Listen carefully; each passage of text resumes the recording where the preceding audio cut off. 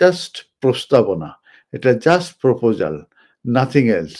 এবং এটা হতে আমার মনে হয় যে ৬ মাস, ১ বছর, ১.৫ বছর লেগে যেতে পারে। এই যে ইমিগ্রেশন হোয়াইট পেপারের যা কিছু লেখা আছে সেখানে কিন্তু ব্রিটিশ সিটিজেনদের ডিপেন্ডেন্টদের ক্ষেত্রে বলা হয়েছে যে তাদেরটা 5 ইয়ার্সই থাকবে, এর কোনো পরিবর্তন হবে না।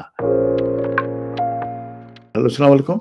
জি, কামরুল হাসান ভাই, আমার একটা কোয়েশ্চন আছে। আমি স্পাউস ভিসায় আসলাম 10 ইয়ার রুটো। 5 জি। ইয়ার রুটো আসলাম পয়লা, বাট আমার ইনকাম আছিল না, আমি 10 ইয়ার রুটো গেছিলাম কি। সো দিস ইয়ার আমার 10 ইয়ার হয়ে যাব।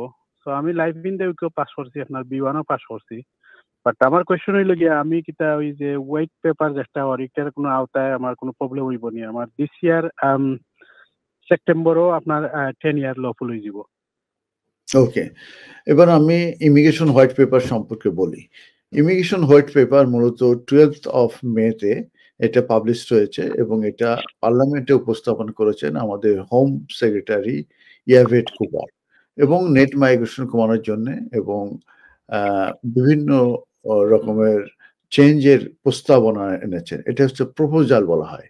এই প্রপোজালটা মূলত বিশেষ করে 10 ইয়ার্সের যেটা আছে রিকোয়ারমেন্টসটা হবে সেটেলমেন্টের ক্ষেত্রে, এটার উপরে কনসালটেশন হবে হয়তোবা এন্ড অফ দিস ইয়ার কিংবা যখনই তারা চায়।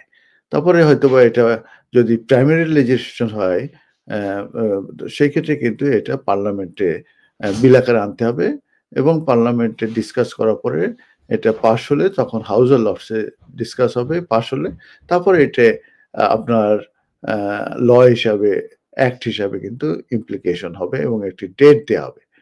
এর আগে কিন্তু এটা জাস্ট প্রস্তাবনা, এটা জাস্ট প্রপোজাল, নাথিং এলস।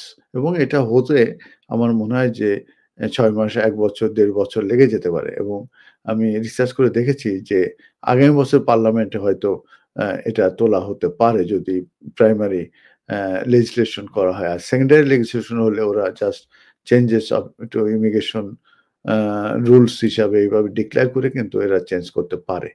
তো এই যে ইমিগ্রেশন হোয়াইট পেপারের যা কিছু লেখা আছে সেখানে কিন্তু ব্রিটিশ সিটিজেনদের ডিপেন্ডেন্টদের ক্ষেত্রে বলা হয়েছে যে তাদেরটা 5 ইয়ার্সই থাকবে, এর কোনো পরিবর্তন হবে না। আপনার যে সিনারিও বললেন, সার্কামস্টেন্স বললেন, সেটাতে আপনি মূলত 10 ইয়ার্স যে লফুল রেসিডেন্স সেটার বেসিসে আপনি অ্যাপ্লিকেশন করতে পারবেন। এটা কিন্তু ইমিগ্রেশন যে হোয়াইট পেপারের যে প্রস্তাবনা, এর ভিতরে কোনো কিছুই আপনার এটার উপরে নাই। আর আমি যেটা বলেছি ব্রিটিশ সিটিজেনদের ডিপেন্ডেন্টদের ক্ষেত্রে এই 5 ইয়ার্স সেটেলমেন্ট থাকছে, এটা কিন্তু 10 ইয়ার্স হচ্ছে না। 10 ইয়ার্স হবে শুধুমাত্র আমি যে বলেছি স্কিল ওয়ার্কার যারা, তাদের ক্ষেত্রে সেটা অ্যাপ্লিকেবল হবে। অতএব আপনি এ নিয়ে চিন্তা করেন না। আপনি যেভাবে আছেন সেভাবেই থাকেন এবং আপনি 10 ইয়ার্স লফুল রেসিডেন্সিয়াল বেসিসে আপনি অ্যাপ্লিকেশন করে দেন, সেটেলমেন্টে হয়ে যাবে ইনশাআল্লাহ। কিন্তু ইংলিশ ল্যাঙ্গুয়েজ রিকোয়ারমেন্ট যেটা বলেছি সেটা আপনাকে স্যাটিসফাই করতে হবে। আর আপনার কোনো ক্রিমিনাল কনভিকশন কিংবা কোনো সমস্যা নাই, এগুলো না থাকলে আপনার একটা ভেরি স্ট্রেট ফরওয়ার্ড অ্যাপ্লিকেশন, আপনার অ্যাপ্লিকেশন সাকসেস হবে। ধন্যবাদ আপনাকে।